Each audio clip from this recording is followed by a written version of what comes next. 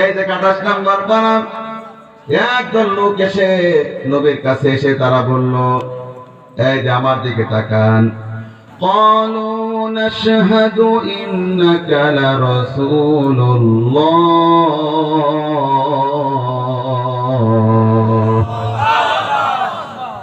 নাশহাদু, আমরা সাক্ষী দিচ্ছি নিশ্চয় আপনি আল্লাহর রাসূল। এখানে আলেম ওলামা আছে, আলেমদেরকে প্রশ্ন করেন নাশহাদু এটা কিসের সিগা? তখন সবাই বলবে এটা জমার সিগা। আমরা সাক্ষী দিচ্ছি নিশ্চয় আপনি আল্লাহর রাসূল। এবার এই কথা বলার পরে এবার কোরআন কি বলে দিল সেটাও শুনেন। ওয়াল্লাহু ইয়ালামু ইন্নাকা লারাসূলু ওয়াল্লাহু ইয়াশহাদু ইন্নাল মুনাফিকিনা লাকাযিবুন। আল্লাহ জানে নিশ্চয় তুমি যে তার রাসূল, আল্লাহ জানে, আল্লাহ সাক্ষী দিচ্ছে এরা হলো মুনাফিক আর মিথ্যেবাদী। তাহলে আমার প্রিয় ভাইরা, ঈমানের দাবি করতেছে, এদেরকে কি কোরআন সুন্দর করে করে তাদের ব্যাপারে বলে দিচ্ছে? তাহলে সবাই মুসলমান না? জোরে বলেন। এই ভালো করে মুখস্থ করেন। এবার আমি আপনাদেরকে একটা পয়েন্ট দেখাই, কোরআন খুলে আপনি দেখতে পারবেন। কোরআনের প্রথমে 5টি আয়াত রয়েছে মুত্তাকিনদেরকে নিয়া, এরপরে 2টি আয়াত আপনি পাবেন কাফেরদেরকে নিয়া, এরপরে 13টি আয়াত আপনি পেয়ে যাবেন মুনাফিকদেরকে নিয়া। আমার কাছে তখন অবাক লাগলো, ব্যাপারটা কি রে? কাফের বোঝাতে মাত্র 2 আয়াত লাগলো, মুনাফিক বোঝাতে 13টা আয়াত লাগলো। মাইক ভালো করে শুনেন, কাফের বোঝাতে মাত্র 2 আয়াত লাগলো, মুনাফিক বোঝাতে কত আয়াত? 13টা আয়াত লাগলো। এখানে শুধু শেষ নয়, মুনাফিকের নামে কুরআনুল কারীমে সূরা আছে, কাফের নামেও কুরআনুল কারীমে সূরা আছে। কাফের নামে যে সূরাটা সবাই আমার সাথে পড়েন, কুল ইয়া, পড়েন, قل يا أيها الكافرون لا أعبد ما تعبدون। নিজেই পড়ে দেখেন, মাত্র 3 লাইনের সূরা। আর মুনাফিকের নামে সূরা আছে, মুনাফিকের নামে সূরা কিন্তু 3 লাইন নয়, 6 লাইন নয়, 9 লাইন নয়, 12 লাইন নয়, 15 লাইন নয়, 1.5 পৃষ্ঠা যদি মুনাফিকের নামে সূরা।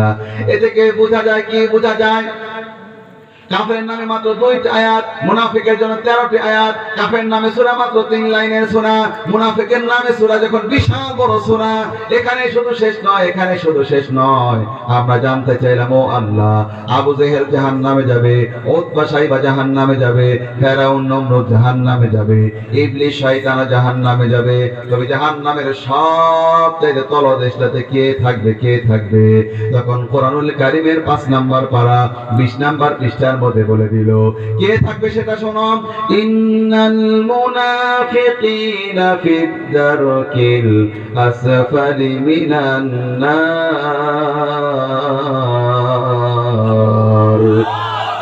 জাহান্নামের সবচেয়ে তলদেশটাতে মুনাফিক থাকবে, মুনাফিক থাকবে।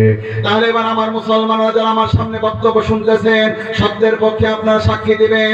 মুনাফিক কাফের বোঝাতে মাত্র 2 আয়াত লাগলো, মুনাফিক বোঝাতে 13টা আয়াত লাগলো, কাফের বোঝাতে মাত্র 3 লাইনের সূরা লাগলো, মুনাফিক বোঝাতে 4 পৃষ্ঠার সূরা লাগলো। সবচেয়ে নিচে থাকবে কাফেররা। এতে বুঝে যায় আমার প্রিয় ভাইরা, কাফেরের চাইতে মুনাফিক হলো বেশি মারাত্মক। এটা আওয়াজ করে সবাই বলেন, কথাটা ঠিক কিনা? এখন একজন এই মাহফিল থেকে প্রশ্ন করেন, হুজুর ওই সামনে থেকে প্রশ্ন করলো, হুজুর আমি হিন্দু দেখতে চাই। আমাকে প্রশ্ন করলে তখন আমি তারে বলবো, তুমি হিন্দু দেখতে চাও তাহলে তুমি ইন্ডিয়াতে চলে যাও, ইন্ডিয়া গেলে হিন্দুর কোনো অভাব নাই। ওই পাশ থেকে একজন দাঁড়ায় বলল, হুজুর আমি খ্রিস্টান দেখতে চাই।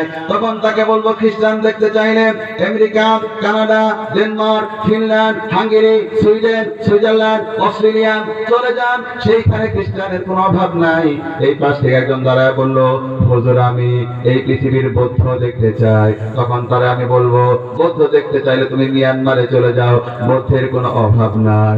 ওই শেষে থেকে একজন দাঁড়ায় বলল, হুজুর আমি ইহুদি দেখতে চাই। তখন তারা, আমি বলবো, ইহুদি যদি তুমি দেখতে চাও তাহলে তোমার সমস্যা নাই, তুমি যাও ইসরায়েল চলে যাও, ইসরায়েল গেলে সেখানে ইহুদির কোনো অভাব নাই। এই মঞ্চ থেকে আজকের মঞ্চের সভাপতি, এই স্কুলের যিনি সব আজকে আমরা জানলাম বেলাল হোসেন সাহেব সভাপতি সাহেব, অথবা এই পাশ থেকে বাচ্চু ভাই, পাশে একজন আলেম আছে, তারা যদি বলে হুজুর এত মারাত্মক আপনি যেই মুনাফিকের কথা বললেন, ওই মুনাফিক আমি দেখতে চাই, মুনাফিক দেখতে চাই। মুনাফিক দেখাতে গেলে হিন্দুর মাঝে পাঠালে মুনাফিক আমি দেখাতে পারবো না, খ্রিস্টানের মাঝে মুনাফিক দেখাতে পারবো না, বৌদ্ধের মাঝে মুনাফিক দেখাতে পারবো না, ইহুদির মাঝে মুনাফিক দেখাতে পারবো না। মুনাফিক দেখাতে গেলে তখন তারা আমাকে বলতে হবে, তুমি সৌদি আরবে চলে যাও, কাতারে চলে যাও, কুয়েতে চলে যাও, ইরানে চলে যাও, পাকিস্তানে চলে যাও, বাংলাদেশ চলে যাও। এক কথায় মুসলমান রয়েছে যেখানে, আওয়াজ করে বলেন কথাটা ঠিক কিনা? এই রকমের মুনাফিক আমি আমার জীবনে একটু দেখাই। আমার প্রিয় ভাইরা, আমার বাসারও একটা ভার্সিটির পাশে এইরকম দেখে, ও যুবকরা তোমরা করে দিবা, আজকে আমার কথা ভালো করে শোনো। এইরকম একটা বেয়াদবকে আমি পেয়েছিলাম আমার প্রিয় ভাইরা। আমার বাসাটা তো একটা ভার্সিটির পাশে, জাহাঙ্গীরনগর ভার্সিটির পাশ দিয়ে একদিন যাচ্ছি, হঠাৎ করে দিয়ে একজন লোক, একজন আলেম কেমন বাজে ভাষায় গালি দিল। আমার চোখের সামনে দৃশ্যটা বলল। আমি তখন লোকটাকে বললাম, এই মেয়ে আপনি এই আলেমটারে এমন বাজে ভাষায় গালি দিলেন কেন? এমন একজন ভদ্র, এমন একজন নম্র, এমন একটা মার্জিত আলেমকে আপনি এই ভাষায় গালি দিলেন কেন? লোকটা তখন আমার মুখের সামনে বলে দিল, আমার হুজুর টুজুর ভালো লাগে না। আমি তখন বললাম, মার ছেড়ে এইটারে তো সার্চ করা লাগবে। আরো জোরে শুনতে চাই। তখন আজকে যারা এখানে আছেন, আজকে দেখেন আমি কিভাবে তারা সার্চ করলাম। আবার আমার একটা বক্তব্য আছে, সব হুজুর এত নরম হলে হবে না, কিছু হুজুর এখনো গরম হওয়া লাগবে। এটা আওয়াজ করে সবাই বলেন কথা ঠিক কিনা? কারণ বাংলাদেশে আমি আপনাদেরকে বলেন, ওই লোকটাকে তখন আমি বললাম, আচ্ছা ঠিক আছে ঠিক আছে ঠিক আছে, আপনি একটু বসেন। বসে আমার একটা সাদা কাগজ দিলাম, বললাম আপনার নামটা একটু লেখেন। নামটা লেখানোর পরে এবার বললাম, 1 নাম্বার দিয়ে আপনি লেখেন, আমি জীবিত অবস্থায় কোনো আলেম দেখতে পারতাম না। 2 নাম্বার আপনি লেখেন, জীবিত অবস্থায় আমি কোনো দাড়িওয়ালা দেখতে পারতাম না। 3 নাম্বার আপনি লেখেন, জীবিত অবস্থায় আমি কোনো নামাজি দেখতে পারতাম না। 4 নাম্বার দিয়ে লেখেন, জীবিত অবস্থায় আমি কোনো মাদ্রাসার ছাত্র শিক্ষককে দেখতে পারতাম না। এবার সাইনটা দিয়ে আজকে তারিখটা লিখে দেন। সুন্দর করে আমি এটা লিখলাম, এবার ভাঁজ করে পকেটে ঢুকালাম। এবার বললাম আপনি চলে যান। লোকটা তখন উল্টা আমার প্রশ্ন করলো, আচ্ছা আপনি এটা দিয়ে কি করবেন? তখন আমি পকেট থেকে বের করে বললাম, কিছুই করব না, তুমি মরবা যেখানে, এইটা নিয়ে আমি উপস্থিত হয়ে যাব সেখানে। এটা আওয়াজ করে ধরে কোন কথা ঠিক কিনা? এই ভালো করে যুবকরা ভালো করে শুনে রাখো, সবাইকে নরম হলে হবে না, নরম হলে হবে না, সবাইকে নরম হলে হবে না, নরম হলে হবে না। ওই লোকটাকে আমি তো ওইটাই বলেছিলাম, তুমি যখন মৃত্যুর পরে মরে যাবা, সেই সময় আমি এই এলাকার, যেহেতু আমি সন্তান, ওই ভার্সিটির পাশে আমার জন্ম, তুমি যেখানে মরে যাবা ওইখানে আমি চলে যাব। আর আমি গেলেই তো সবাই বলবে ওই এলাকার একমাত্র, যেহেতু আমি একজন আলেম, সবাই তো বলবে আব্দুল আহাদ সাহেব এসেছে, তিনি একটু কথা বলবে জানাজার মাঠে। আমাকে যখন কথা বলতে মাইকটা দিবে, তখন পকেট থেকে ওইটা আমি বের করব, সমস্ত মুসলমানের সামনে ওই সময় আমি বলে দেব, এই বেটা হলো ওই লোকটা যিনি জীবিত অবস্থায় কোনো আলেম দেখতে পারতো না, জীবিত অবস্থায় কোনো দাড়িওয়ালা দেখতে পারতো না, জীবিত অবস্থায় কোনো নামাজ দেখতে পারতো না, জীবিত অবস্থায় কোনো মাদ্রাসার ছাত্র শিক্ষককে দেখতে পারতো না। সুতরাং তার জানাজা আজকে কোনো আলেম পড়াবে না, কোনো দাড়িওয়ালা পড়াবে থাকবে না, কোনো নামাজি থাকবে না, কোনো মাদ্রাসার ছাত্র শিক্ষক থাকবে না।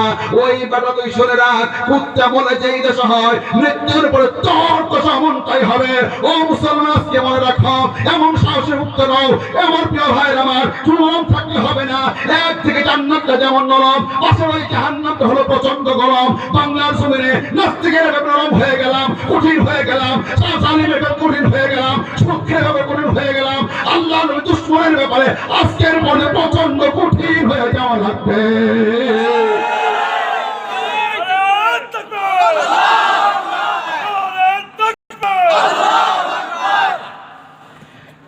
প্রিয় ভাইরা, আল্লাহ নবী সবাই গুয়াইছো, সামনে গুয়াইছো, এক একজন এক এক মাঠে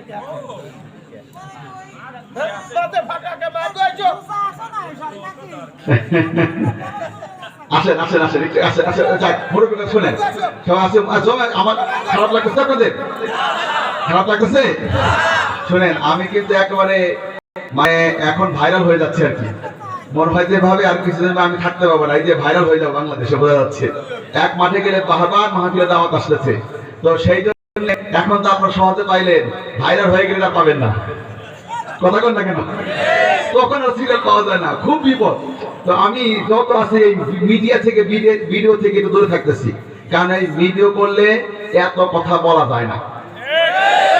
খায়া গেছে আর খাওয়ার জন্য রেডি হয়ে আছে, এইটা করলেই বিপদ। ধরে বলতে হবে ঠিক কিনা? আর এখন যা ইচ্ছা তাই বলে কেউ কিছু বলার নাই, কথা কোন না ঠিক কিনা? এখন মুসলমানের সামনে এসে সবাই লা ইলাহা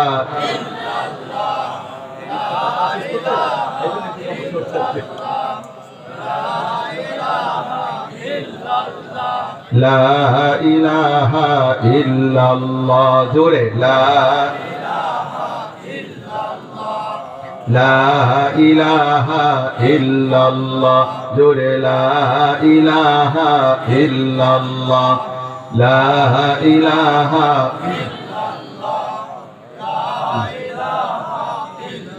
লা ইলাহা ইল্লাল্লাহ মুহাম্মাদুর রাসূলুল্লাহ।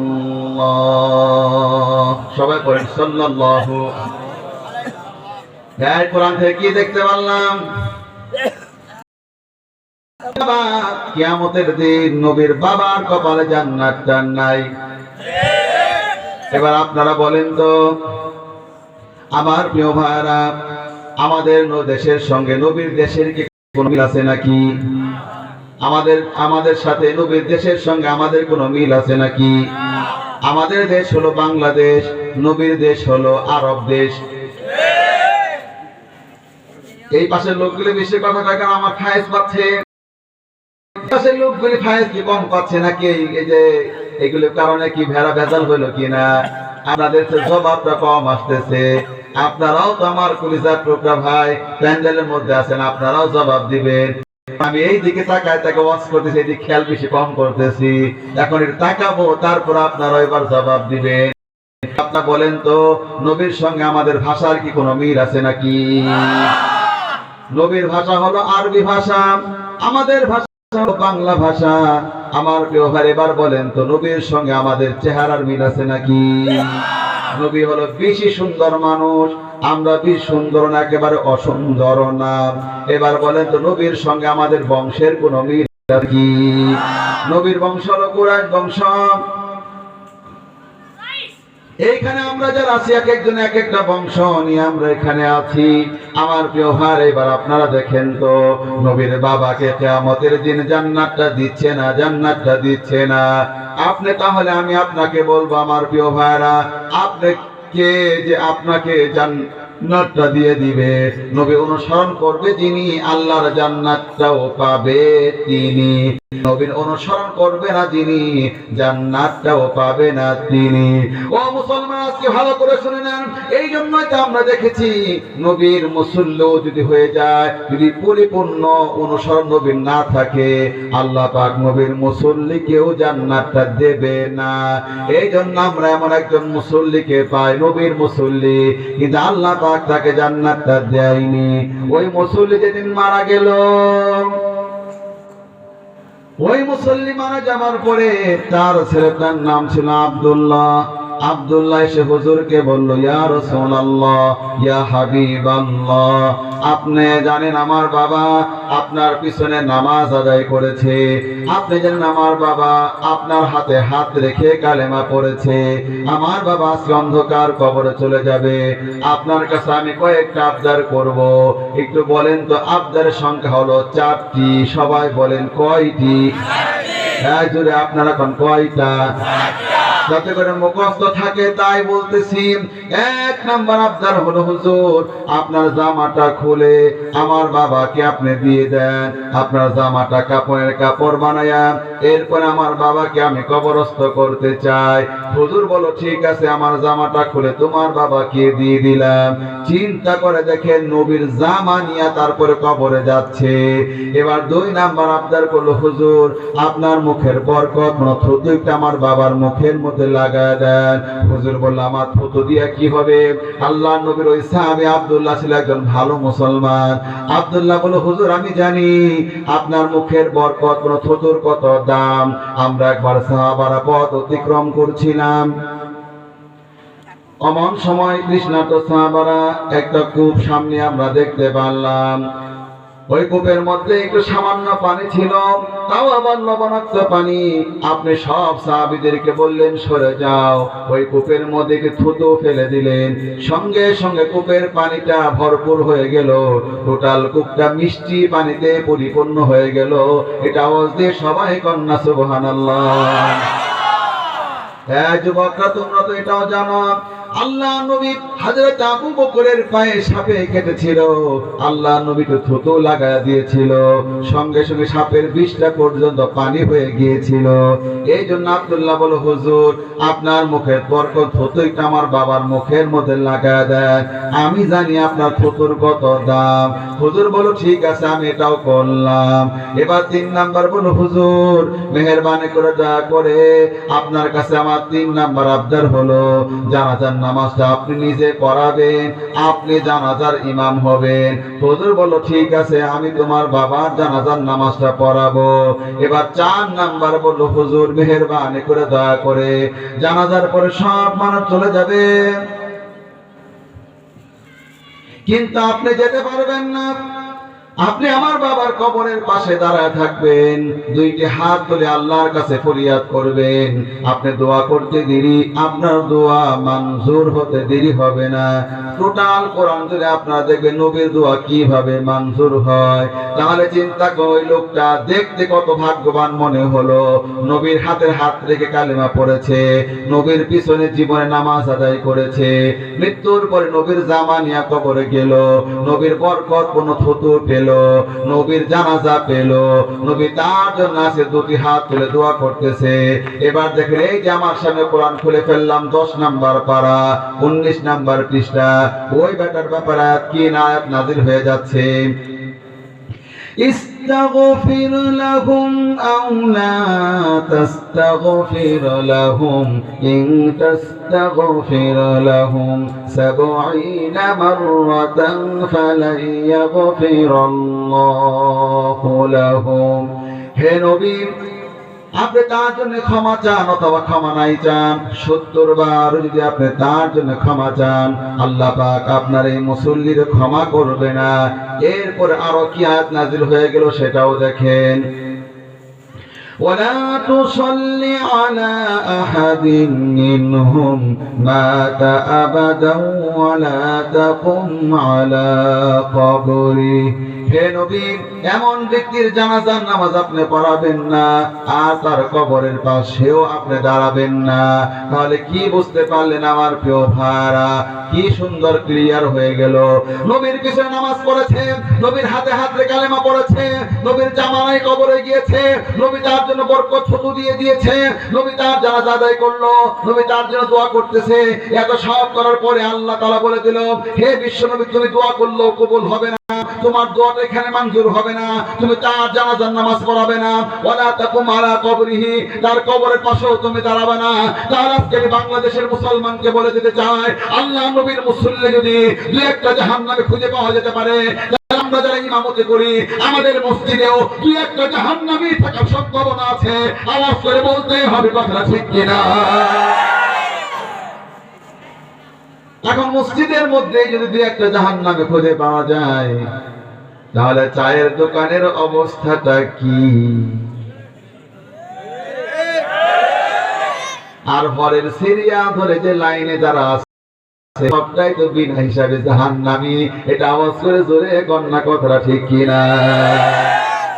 এই দেখেন এখন আজকে প্রমাণ করে দেই সব নবীর বাবার কপালে জান্নাতটা জুটতেছে না, এত সহজ কথা নয়। একটু পরে আমি দেখাবো নবীর ছেলের কপালে জান্নাতটা ঢুকতেছে না। এক নবীর নাম হলো নূহ আলাইহিস সালাম, তার ছেলের নামটা হলো কেনান। কিয়ামতের দিনে নূহ আলাইহিস সালামের ছেলের কপালে জান্নাতটা জুটবে না, এদিকে বাবার কপালে জান্নাতটা জুটতেছে না। ও বাঙালিরা, আজকে ভালো করে জান্নাতটা বলে দিব আজকের আলোচনাতে। এটা বড়ই কাজে লাগবে, বড়ই কাজে লাগবে। এখন একটা প্রশ্ন আমি করব, সবাই জুড়ে জবাব দিবেন। বাংলাদেশের মানুষ এই আয়াতগুলি জানে না, তেমন জানে না। একটা প্রশ্ন করলেই সবাই উত্তর দিলে বুঝতে পারবেন। সবাই জুড়ে শুনে বলেন তো, আসমান এবং জমিনটা সৃষ্টি করেছেন কে? এই যে লোকগুলি এখনো কথা কয় না, এইবার অন্তত কথা কন প্রিয় ভাইর আমার, না হলে কিন্তু আপনাদের প্রতি আমার রাগ থাকবে। এইখানে যারা আছে তাদেরকে ভিজিটিং কার্ডের দাওয়াত দিয়ে দিব, আপনাদের কিন্তু দাওয়াত নাও দিতে পারি। এখনো সময় আছে, সবাই দাওয়াত দিয়ে এইবার উত্তরটা দেন। এই দেখবো কতটুকু জোর আছে আমার প্রিয় ভাইরা। এটা অবসর জোরে সোরে কন্ত, আসমান এবং জমিনটা সৃষ্টি করেছেন কে? আমি খেয়াল করি না এরা কইলো কিনা।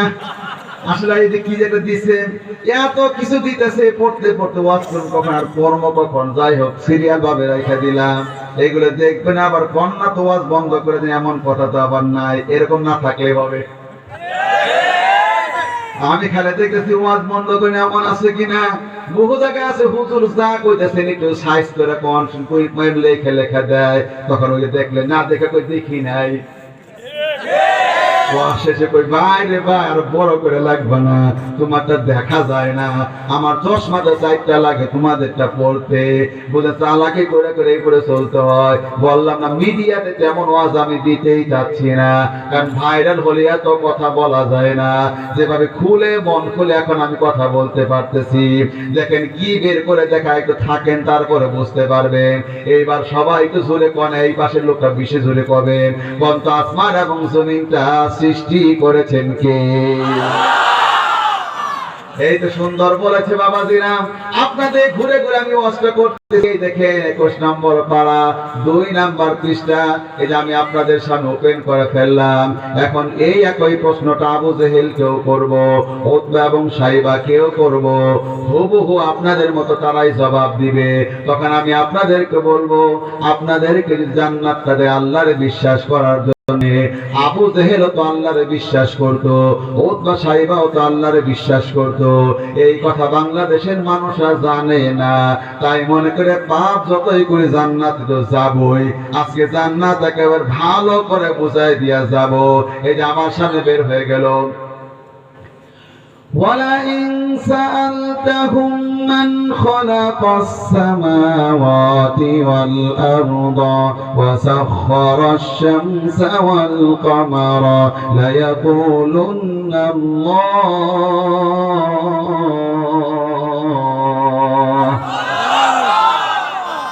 হে নবী, আপনি প্রশ্ন করেন আবু জেহেলকে, উতবাকে, সাইবাকে আসমানকে তৈরি করেছে, জমিনকে তৈরি করেছে, চাঁদ এবং সূর্য কার নিয়ন্ত্রণাধীন।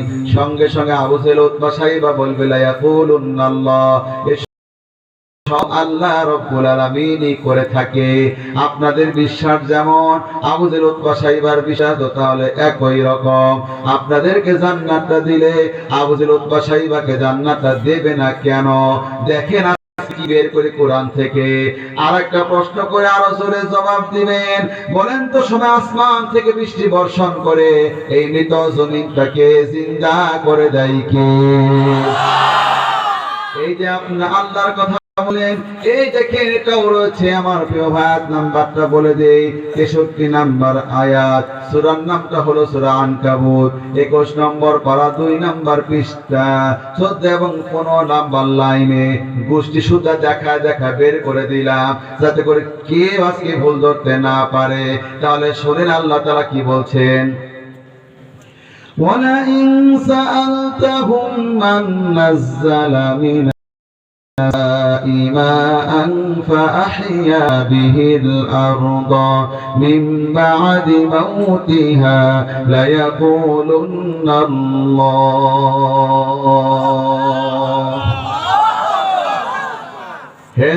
আপনি প্রশ্ন করেন আবু জেহেলকে, উতবাকে, শাইবাকে আসমান থেকে কে বৃষ্টি বর্ষণ করে আর এই মৃত জমিনটারে কে জিন্দা করে দেয়?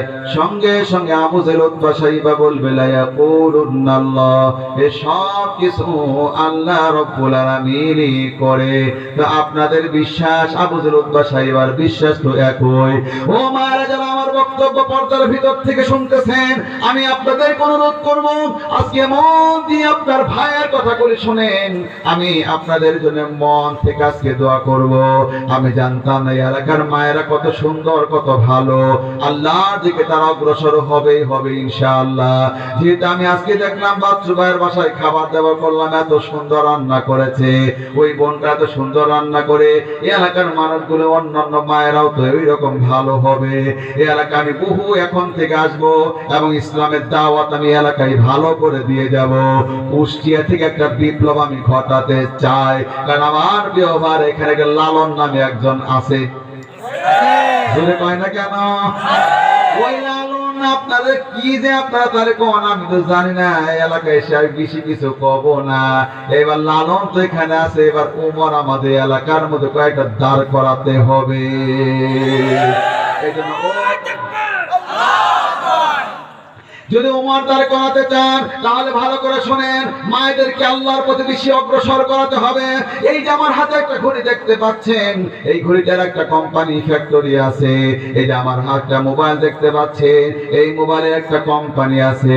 ফ্যাক্টরি যত ভালো হয় তার প্রোডাক্ট তত বেশি পরিমাণে ভালো হয়, ফ্যাক্টরি যত খারাপ হয় তার প্রোডাক্ট তত বেশি পরিমাণে খারাপ হয়। মা হলো মানুষ তৈরির ফ্যাক্টরি, এখানেই তো সন্তানটা তৈরি হয়। তাই বাংলাদেশ সব মা যদি সবগুলি ভালো হয়ে যায়, সমস্ত মায়েরা যদি আজকে আয়েশা এবং খালেদ সুমাইয়ার মতো হয়ে যায়, আমি বলতে পারি আগামীতে এই বাংলার জমিনে উমরের মতো সন্তান দিয়ে ভরপুর হয়ে যাবে। উমরের মতো সন্তান যখন হয়ে যাবে, সমস্ত উমরের মতো সৈনিকেরা বাংলার জমিনে আল্লাহু আকবার বলে একটা স্লোগান দিবে।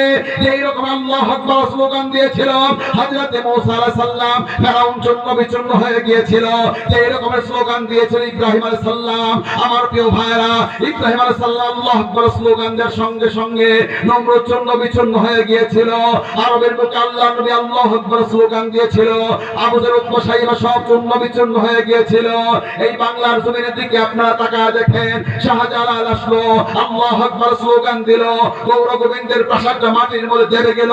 কয়েকদিন পরে ইমাম মাহদী আসবে, পাশ্চাত্যের দিকে অগ্রসর হবে, আল্লাহু আকবার স্লোগান দিবে, সঙ্গে সঙ্গে গৌর গোবিন্দের প্রাসাদটা মাটির মধ্যে। আমার প্রিয় ভাইরা, পাশ্চাত্যে অগ্রসর হওয়ার পরে আল্লাহু আকবার স্লোগান দেওয়ার সঙ্গে সঙ্গে পাশ্চাত্যে এক অট্টালিকা ভেঙ্গে ভেঙ্গে চুরমার হয়ে পড়ে যাবে। আমি শুধুমাত্র বলতে চাই, ও মায়ের আল্লাহর পথে চলে আসো, তোমাদের সন্তানগুলি আমরা সহ একটা বার আল্লাহু আকবার স্লোগান বাংলার জমিনে দিব, কোরআনের পার্লামেন্টটা বাংলার জমিনে প্রতিষ্ঠিত হয়ে যাবে।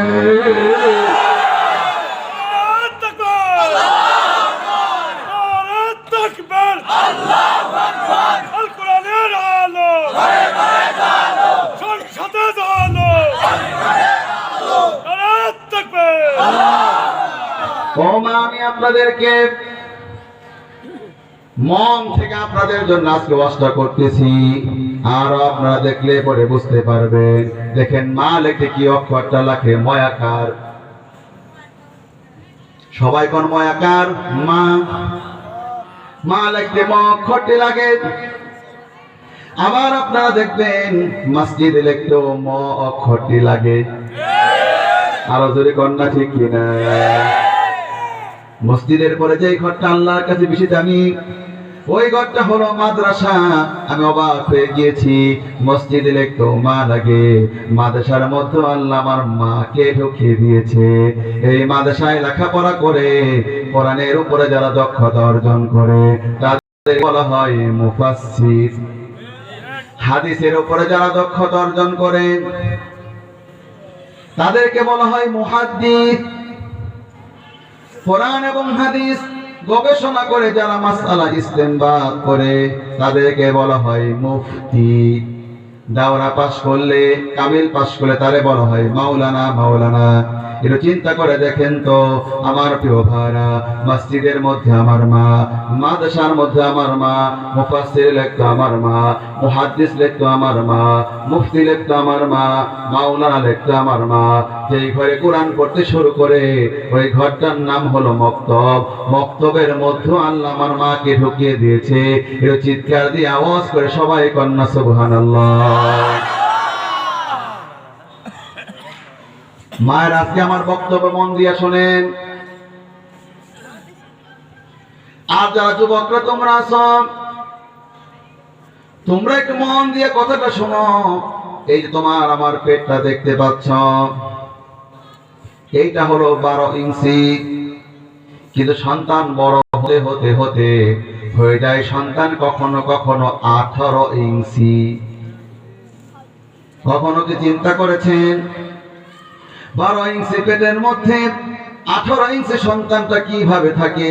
ওই 15 বছরের মেয়েটা, 17 বছরের মেয়েটা যখন বিয়ে হয়ে গেল, আজকে আমি দেখলাম বাচ্চা ভাইয়ের ছোট মেয়েটাকে, আমি দেখলাম ছোট্ট একটা মেয়ে, তার একটা মেয়ে আছে, এভাবে আপনাদের মেয়ে আছে, আমাদের মা বোনরা আছে।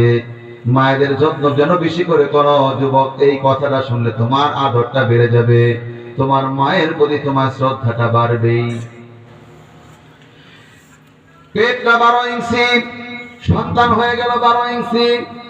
এবার যখন সন্তান ইঞ্চি হয়ে গেল, এবার তো আর জায়গা হচ্ছে না, পেটটা এবার ফুলে গেল। এবার যখন সন্তান হয়ে গেল 16 ইঞ্চি, পেটটার অনেক বেশি পরিমাণে ফুলে গেল। এবার যখন সন্তান হয়ে গেল 18 ইঞ্চি, এবার সন্তানের 2টা পা মায়ের কলিজার নিচে গিয়ে অবস্থান নিল। ওখানে যারা যারা ওইভাবে করে লাথি মারতে লাগলো, মায়ের কলিজার মধ্যে 1 বার নয়, 2 বার নয়, 100 বার নয়, 200 বার নয়, হাজার হাজার বার লাথি দিয়া সবচাইতে বড় আঘাতটা করে কলিজা লাথি মারা। তারপরে সন্তানটা দুনিয়াতে চলে আসলো। এরপরে সন্তানটা বড় হয়ে আমেরিকাতে চলে গেল। সন্তান আমেরিকাতে গিয়ে একটা ব্যথা পেল, বাংলার জমিনে মায়ের কলিজার মধ্যে সবার আগে খবরটা হয়ে গেল। এটা আওয়াজ করে জোরে কোন কথাটা ঠিক কিনা? যুবক, তুমি কি চিন্তা করতে পারছো এমন একটা কানেকশন মায়ের সঙ্গে আল্লাহ রাব্বুল আলামিন করে দিয়েছে আমার প্রিয় ভাইরা। আর এই জন্য মায়ের সাথে বড় আদর যত্ন তোমরা করবা। আজকে যেহেতু আমি ভিন্ন বিষয়ে আলোচনা করতেছি, তাই ওইটা আমার শেষ করা লাগবে। আর মাত্র বেশি সময় নাই, মাত্র 20 মিনিট হলে তো 12টা বেজে যাবে। এর মধ্যে 12টা বাজার আগে আবার দোয়াটাও তো শেষ করতে হবে। 12টার 1 মিনিট পরে তো আমি আবার আলোচনা রাখবো না।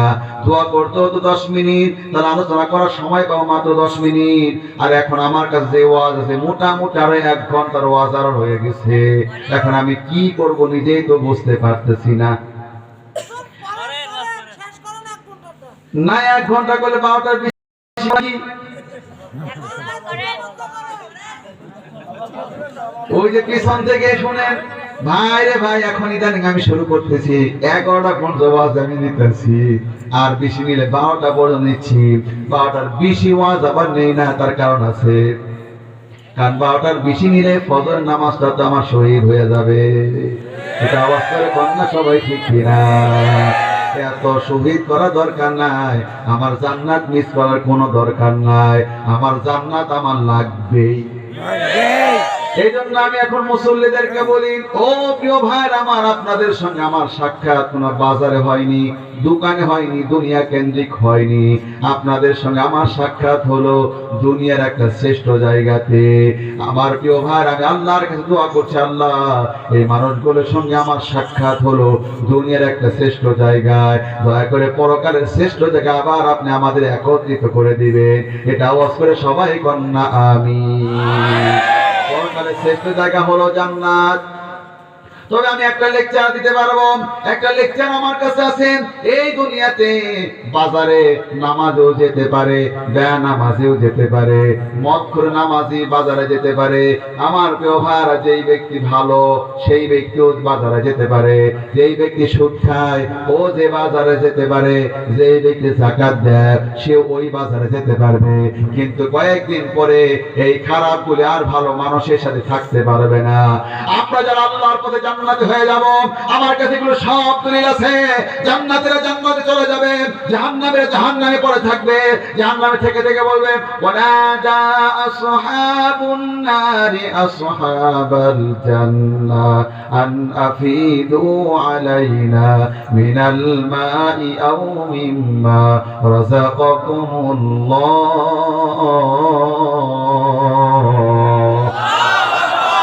এই বাংলাদেশে এই কথাটা ভালো করে শুনে রাখেন।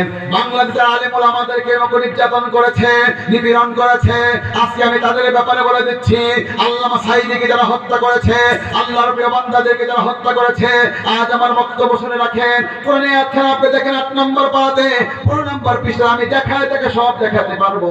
সব জাহান্নামীরা বলবে, ও জান্নাতীরা, আমরা তো বাংলাদেশে ছিলাম, সেই দিন মেয়ে জাহান্নামে পড়ে থাকবে, মাতা জান্নাতে, বাপ জান্নাতে, ছেলেটা জাহান্নামে, বড় ভাই জান্নাতে, ছোট ভাই জাহান্নামে, এক বন্ধু জান্নাতে আর এক বন্ধু জাহান্নামে। দুই বন্ধুর কথা ইতিহাসে আছে, কোরআনে পড়ে দেখেন। আমার প্রিয় ভাইরা 23 নম্বর পারাতে সূরা সফফাতে, এক বন্ধু জান্নাতি আর এক বন্ধু জাহান্নামী, সবার সঙ্গে সবার সাক্ষাৎ হবে, কিন্তু এটা কোনো ভুল নাই। এই গোষ্ঠীর মধ্যে খুকসার মধ্যে কারা কারা জান্নাতে যাবে, এই খুকসার মধ্যে কারা কারা জাহান্নামে যাবেন, সবার সাথে একদিন সাক্ষাৎ হবে। ওই জাহান্নামীরা বছরের পর বছর, শতাব্দীর পর শতাব্দী পরে পরে এরপরে বলবে, দাও না একটু আমাদেরকে পানি, আনফিদু আলাইনা মিনাল মাই আও মিম্মা রাযাকাকুমুল্লাহ। তোমাদেরকে আল্লাহ যে পানি দিয়েছে, যে খাবার দিয়েছে, তার থেকে একটু খাবার, একটু পানি আমাদেরকে ঢেলে দাও না। সেই দিন আমরা যারা এই বাংলার জমিনে নির্যাতিত হয়েছি, নিপীড়িত হয়েছি, সেই দিন আমরা কি বলবো? আল্লাহ নিজে বলেছে, সব জান্নাতীরা বলবে, ক্বালু ইন্নাল্লাহা হাররামাহুমা আলাল কাফিরিন। আল্লাহ এই সকল কাফের তোদের জন্য খাদ্য দেয়া হারাম করে দিয়েছে। আজকে বলে দিচ্ছি, এখন আমি বলে দিচ্ছি, যারা আলেমদের প্রতি নির্যাতন করেছ, যারা আলেমদের নির্যাতন করেছ, নিপীড়ন করেছ, তাড়াতাড়ি তোমরা ক্ষমা চাও, তাড়াতাড়ি তোমরা ক্ষমা চাও। যদি তোমরা এইভাবে বাংলার জমিনে এইভাবে তোমরা পার করো, ওই জান্নাতে যাওয়ার পরে এক ফোঁটা পানি তোদের জন্য আমরা ঢেলে দেব না, এক ফোঁটা খাদ্য তোদের জন্য ঢেলে দেব না, বরং জান্নাত থেকে পৃথিবীর কাপড় তোদেরকে ছুঁড়ে মারবো, তোদেরকে ফেরেশতাদেরকে বলবো, এই বাংলার জমিনে যারা আলেমদেরকে নির্যাতন করেছে, তার পিতা দিয়ে বাবার নাম প্রাগুণ ভুলে দিবা।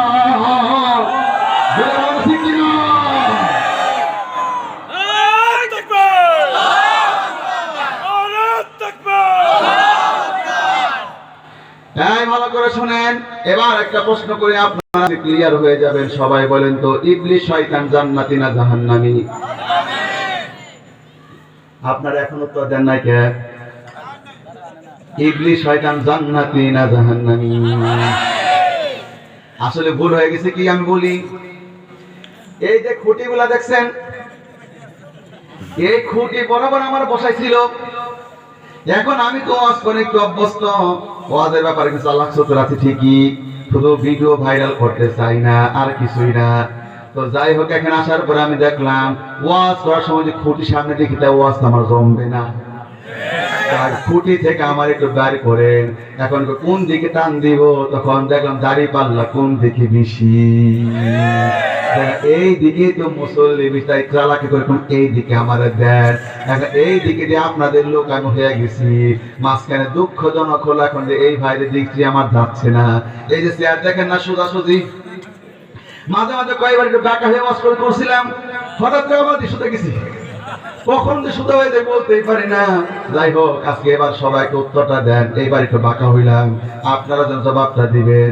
সবাই বলেন তো, আমার প্রিয় ভাইরা, সভাপতি সাহেব তো কোনটা দেন? সভাপতি না, সভাপতি সাহেব ওই তো পাশে আছে, আলহামদুলিল্লাহ। এবার সবাইকে দেখে দেখে বলছি, সভাপতি সাহেব আবার এই পাশে, এটা কিন্তু ডান হাত, সব সাহেবকে হুজুর ওয়াস্তব ভুল করতেছেন, ডান দিকে গুরুত্ব কম দিলেন কেন? আমি ডান দিকে আছি, আবার এইখানে আমার লোকেরা আছে, যাই আমরা সবাই সমান সমান। এবার সবাই একটা ধরে ফতোয়া দেন তো, বলেন তো ইবলিস শয়তান জান্নাতি না জাহান্নামী? এই সহজ প্রশ্নটা আমি কেন করাইলাম? স্যার যেহেতু শিক্ষিত মানুষ, কখনো কখনো ছাত্রদেরকে বলা ত্রিকোণমিতি পড়াইতে গিয়া, বীজগণিত পড়াতে গিয়া সূত্র একটা সহজ সূত্র আবারও প্র্যাকটিস করাই। এটা কারণ আছে, এরপর অঙ্ক করলে বড় সহজে বোঝা যাবে। এই দেখেন আমার সামনে 14 নাম্বার পারা খুলে গেল, সবাই আপনারা ফতোয়া দিলেন ইবলিস শয়তান জাহান্নামী।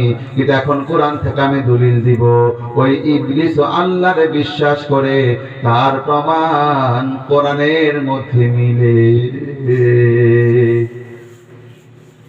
কোথায় আছেন বাংলাদেশের মানুষরা? এখন আমি দলিল দেব ইবলিস আল্লাহর বিশ্বাস করে, তখন আমি আপনাদেরকে বলবো আপনাদেরকে জান্নাতটা দিলে ইবলিসকে জান্নাতটা দিবে না কেন? যদি জানতে চান তাহলে আয়াত নাম্বার বলে দেই। সূরার নাম হলো সূরা হিজর, 14 নাম্বার পারা, 3 নাম্বার পৃষ্ঠা, 36 নাম্বার আয়াত। এখান থেকে আপনি পড়ে দেখেন, টোটালটা করলে সবটা পেয়ে যাবেন। দেখেন ইবলিস শয়তান আল্লাহকে কি বলতেছে, রব্বি ফাআনজিরনি ইলা ইয়াউমি ইউবআসুন।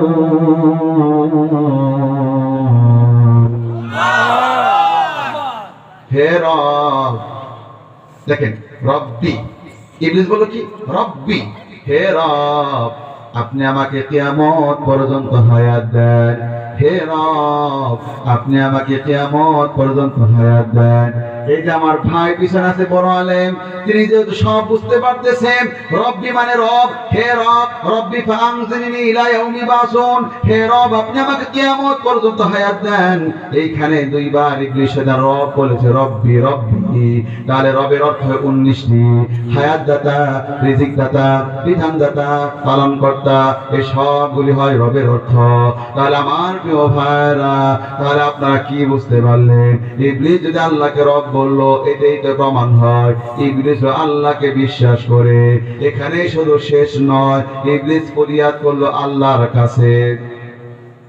22 নম্বর পারা সূরা ফাতিরের মধ্যে রয়েছে, ইয়া আইয়ুহান নাসু আনতুমুল ফুকারাউ ইলাল্লাহ, হে মানব তোমরা সবাই হলো আল্লাহর দরবারে ফকির।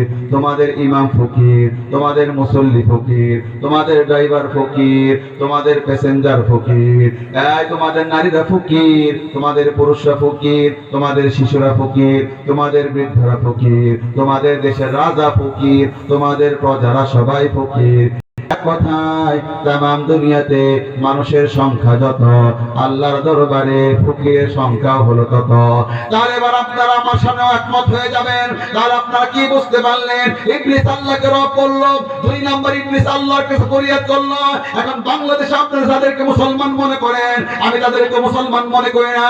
অসংখ্য মুসলমান রয়েছে আল্লাহর কাছে ফরিয়াদ করে না, আল্লাহর কাছে না আছে খাজা বাবা, গাজা বাবা, ল্যাংটা বাবা, গেসু দাদা, জুলফে দাদা, গঞ্জেবর আজেবাজ দাঁড়িয়ে ফরিয়াদ করছে, আর নিজেদেরকে মুসলমান দাবি করছে। ওদের ব্যাপারে ফতোয়া দিয়ে দিচ্ছি, ওরা মুসলমান না, ওরা ইবলিস শয়তানের চাইতে নিকৃষ্ট মুসলমান।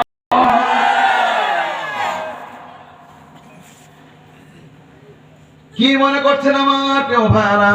আমি ঘন্টার পর ঘন্টা আপনাদেরকে লেকচার দিয়ে বোঝাতে পারি, কিন্তু যেহেতু মাত্র 10 মিনিট বাকি আছে, তাই আমি আর 1 ঘন্টার বক্তব্য এখানে মাইনাস করলাম। তারপরে আমার কথা শোনা যায়, কে উঠাউঠে চিন্তা করে একেবারে সুন্দর হয়ে বসে পড়েন। আর যারা তোমরা মাহফিল পরিচালনা করেছ, যুবক ছেলেরা যাদের গলার মধ্যে কাট আছে, তোমরাই তো মাহফিলের জন্য এত কষ্ট করেছ, তোমরা কিন্তু আমার সাথে সবাই দেখা করে যাবা, আমার সাথে সবাই মুসাফা করবা, তোমাদেরকে আমি দাওয়াত দিয়ে যাব। এত সুন্দর আয়োজন তোমরা করেছো, এত বড় মাঠ। আমার মনে হয় একদিন এই মাঠে আস্তে আস্তে শুরু হলো, এই মাহফিল বড় হতে হতে এত বড় মাহফিল এখানে হবে, এই টোটাল মাঠটা একদিন মানুষ দিয়ে ভরপুর হয়ে যাবে। আমি মন থেকে দোয়া দিলাম। আর তোমরা যারা যুবক আছো শোনো, তোমরা একটা সুন্দর সংগঠন থাকবে, সবাই এখানে এই কর্মীরা থাকবে, আরো কর্মী তোমরা যোগ করবা। এইভাবে যুবকরা সবাই ইসলামের পথে চলে থাকবে এবং তোমাদের হালাল কিছু অর্থ দিয়া এই মাহফিলগুলি পরিচালিত হবে। কখনো সাবধান থাকবা, দুই একটা মুরব্বী যারা আছে মুরব্বীদেরকে মুরব্বী হিসাবে রাখবা, তাদেরকে মাহফিল হিসাবটা দেখাবা, ও বাবাজি এই পেয়েছিলাম এইরকম হয়েছে, তখন কেউ তোমাদের সমালোচনা করতে পারবে না। আর দুই একজন সমালোচনা করলেও তাও সেটা হজম করবা। ইসলামের জন্য যদি তুমি সত্য থাকো, এরপরও যদি তোমার দুর্নাম করে, তাহলে তুমি এটা পাত্তা দিবা না। কারণ সবচেয়ে সেরা মানুষ বিশ্ব নবীর পর্যন্ত দুর্নাম করতে ছাড়ে নাই। একটা আওয়াজ করে সবাই বলেন না কথাটা ঠিক কিনা? যুবক তোমাদের তো আমি অনেক বেশি পছন্দ করি, আমিও তো ইয়াং এর মধ্যে এখনো আছি। আমার প্রিয় ভাই, আমরা সব আজকে কিন্তু মজাই হয়েছে। আজকে যুবকরা মাহফিল করেছে, বক্তাও ইয়াং।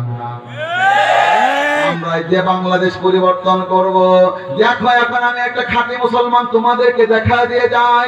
আমি এখন আজকের বক্তৃতা বলবো, কোরআনে বর্ণিত এই খাঁটি মুসলমানের মতো মুসলমান হতে পারবেন যিনি, আল্লাহর জান্নাতেও যেতে পারবেন তিনি। এটা আওয়াজ করে জোরে তোমরা কাও কথাটা ঠিক কিনা? তোমরা আজকে কালকে এলাকা ছড়াই দিবা, কোরআনে বর্ণিত ওই মুসলমানের মতো মুসলমান হতে পারবে না যে, আল্লাহর জান্নাতেও যেতে পারবে না সে।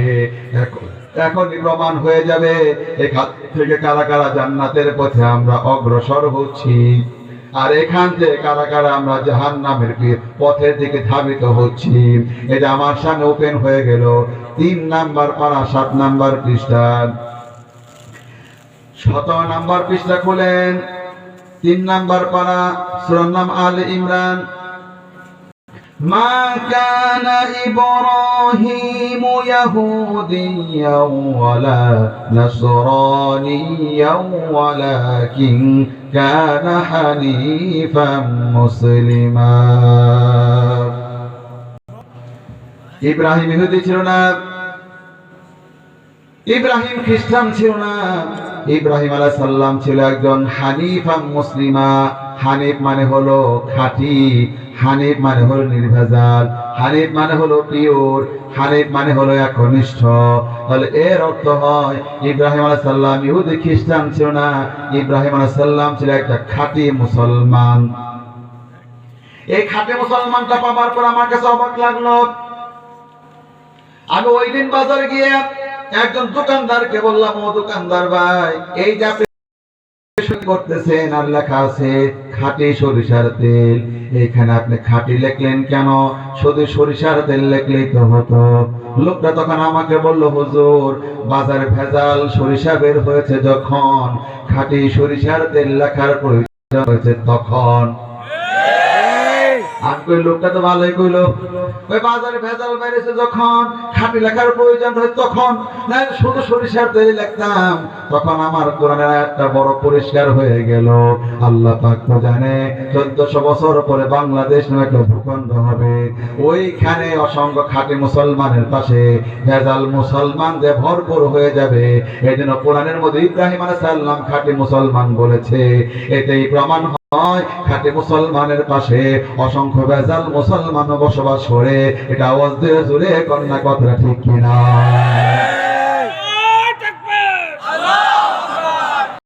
এমন হয়ে যাবে 1 নাম্বার পারা 19 নাম্বার পৃষ্ঠা, কারা কারা ভেজাল মুসলমান। এখন তো সবাই বলতে, হুজুর এই ভেজাল মুসলমান আপনি তো সব একেবারে প্রকাশ করে দিচ্ছেন। আরে ভাই, আমার কিছুই করার নাই, যদি আপনার মনে না চায় শোনেন, তাহলে কষ্ট নিয়েন না। এই কঠিন কথাটা কিভাবে নেবেন সিস্টেমটা শিখায় দেই। 2-3 বছর না 4 বছর আগে, এখন তো আমার আবার এত ঠান্ডা ঠান্ডা লাগে না, ওই সময় আমার একদিন ওয়াজ শুরু হবে আর তার আগে ঠান্ডা লাগলো। বাজারে গেলাম, দোকানদারে বললাম, ও দোকানদার আমার তাড়াতাড়ি ঠান্ডার ওষুধ দাও। দোকানদার অনেকগুলো ওষুধ দিল। আমি কই বেটা ঠান্ডা দিনে একটা দুটো ওষুধ দিবি? কই কে হুজুর আপনারা কইছেন কালকের মধ্যে সারাবার, এই জন্য বেশি করে দিয়ে দিলাম। আমি বুঝলাম না, এখন পর্যন্ত আমি জানি না এত ওষুধ কি ঠান্ডার জন্য লাগে কিনা। তো যাই হোক, আমি বাসায় নিয়ে এবার খেতে শুরু করলাম। খাইতে খাইতে একে সবার শেষে পিচ্ছি, ওই এটা পানি লাগবে নাকি, যদি এমনি খাওয়া যায়, ওই পিচ্ছি মনে করলাম মুখে দিলাম, সুবহানাল্লাহ, বাবা রে বাবা, এত তিতা তিতা, আমার একেবারে জীবন শেষ। তাড়াতাড়ি করে পানি নিলাম, এটা তো চা, পানি নিয়ে একবারে খেতে লাগলাম, তাও তিতা বিষ যায় না। পরে রক্ত যখন আমি আবার ওষুধ খেতে লাগলাম, সব খাইলাম, পিচ্ছিরে দেখে এখন আমার ভয় লাগে, এখন আমি তো খাবোই না। তাও আবার মনে করলাম যেহেতু খাওয়াই তো লাগবে, রোগটা যেহেতু হয়েছে, তখন কি করব, এবার আগে দিলাম পানি, এরপরে দিলাম ওষুধ, তাড়াতাড়ি গিলা খেয়ে ফেললাম। তাই আমার এই কথাটা যার ভালো লাগবে না, খাতে খেতে মনে না চাইলো নাকটা ধরে তারপরে এটা ঢুকায় দিবে, এটা আওয়াজ করে সবাই কন্যা, কথাটা ঠিক কিনা? তাহলে দেখেন ইব্রাহিম আলাইহিস সালাম কিভাবে খাঁটি মুসলমান হলো। ইদ ক্বালা লাহু রাব্বুহু আসলিম ক্বালা আসলামতু লিরাব্বিল আলামিন। আর যখন তার রব ইব্রাহিমকে বললেন আত্মসমর্পণ করো, ইব্রাহিম আলাইহিস সালাম বলল আসলামতু লিরাব্বিল আলামিন, আমি বিশ্বজাহানের প্রতিপালক আল্লাহর কাছে আত্মসমর্পণ করলাম। আমার মতো এমন করে সবাই দুইটা হাত উত্তোলন করেন, কোনো স্লোগান দিবেন না, শুধু মুখে উচ্চারণ করবেন না, হাত শুধু উঠান, সবাই ভালো করে উঁচু করেন। হ্যাঁ, সবাই উঁচু করেছেন, এবার সবার হাতটা নামান। ওয়াজটা জীবনে ভুলবেন না, মুখস্থ করায় দিচ্ছি। দেখেন, এই যেমন আমি আত্মসমর্পণ করেছি, এবার আমার পিছনে পুলিশ এসে বলল ও আত্মসমর্পণকারী, ডান দিকে যান, আমি ডান দিকে যাব, বাম দিকে যান, আমি বাম দিকে যাব, সামনে যান, আমি সামনে যাব। পুলিশ বলবে যা, আত্মসমর্পণকারীও করবে তা। আসল মুসলমান বলা হয় কাকে? মুখস্থ করেন। রব বলবে যখন যা, গোলাম করবে তখন তা। এমনটা করতে পারবেন যিনি, আসল মুসলমানটাও হতে পারবেন তিনি। এটা আওয়াজ করে জুড়ে কোন কথাটা ঠিক কিনা? আমি নিজে আপনাদেরকে 1.5 ঘন্টা পর্যন্ত এই সময় হয়ে গেল, আমি আপনাদেরকে নিজেই বুঝালাম ইবলিস আল্লাহরে বিশ্বাস করে, আবু যুর সাহেব আল্লাহরে বিশ্বাস করে।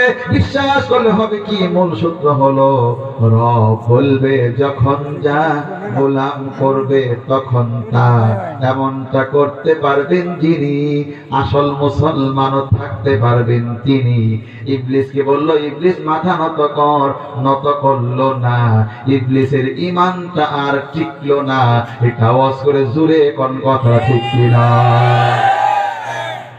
এবার দেখেন যিনি আত্মসমর্পণ করেছেন তিনি হল হযরত ইব্রাহিম আলাইহিস সালাম। ইব্রাহিম আলাইহিস সালামকে আল্লাহ এবার হুকুম দিচ্ছে, ও ইব্রাহিম তুমি আত্মসমর্পণ করেছো, এখন আমি তোমারে বলবো যা, তুমি এখন করবে তা।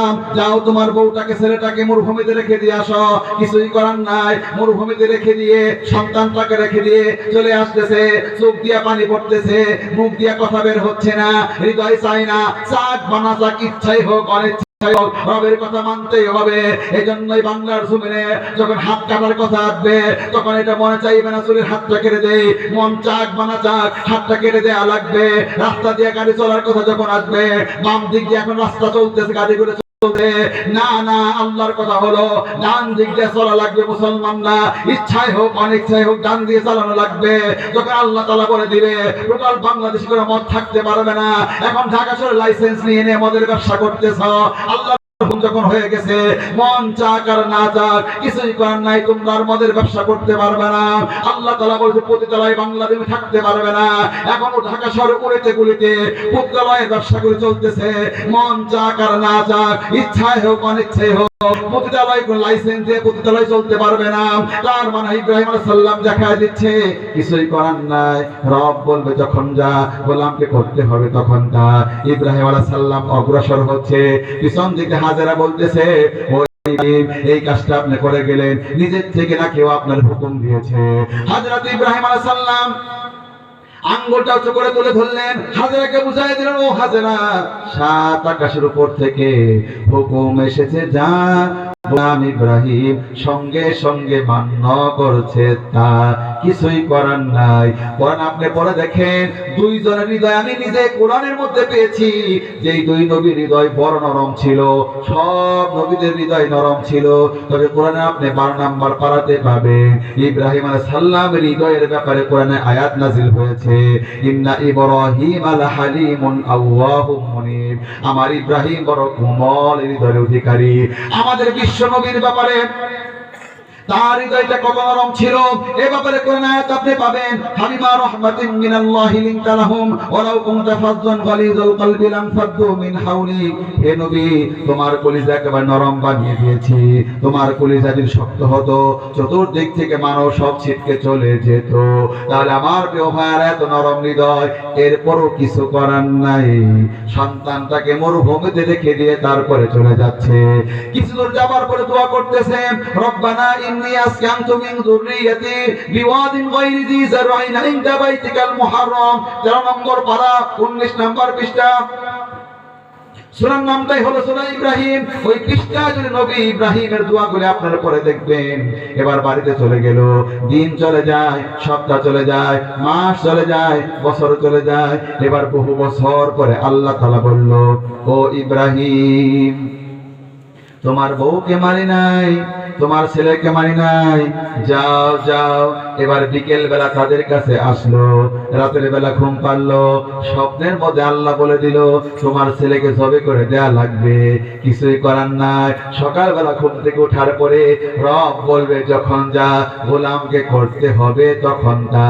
এমনটা করতে পারবেন যিনি, আসল মুসলমানটাও হতে পারবেন তিনি। হযরতে ইব্রাহিম আলাইহিস সালাম তার ছেলেকে ওপেন বলছে, ইয়া বুনাইয়া ইন্নী আরা ফিল মানামি আন্নী আযবাহুকা ফানজুর মাযা তারা। হে কলিজার টুকরা সন্তান, আমি দেখলাম তোমাকে আমি জবে করতেছি, এবার তোমার মতামত কি? মুখস্থ করেন, সন্তান হয় দুই রকমের, একটা হয় সুসন্তান আর একটা হয় কুসন্তান। হযরত ইব্রাহিম আলাইহিস সালামের সুসন্তান ইসমাঈল তখন কি বলল? সুসন্তান তখন বলল, ইয়া আবাতি ফাল মা তুমার সাতাজিদুনি ইনশাআল্লাহু মিনাস সাবিরিন। হে কলিজার টুকরা বাবা, সত্যি যদি এটা আল্লাহ পাকের হুকুম হয়, তাহলে আপনি আপনার কাজ করে আপনি আমাকে ধৈর্যশীল হিসাবে পেয়ে যাবে। তাহলে আজকের বক্তৃতা থেকে আপনারা কি বুঝতে পারলেন? সবাই আল্লাহকে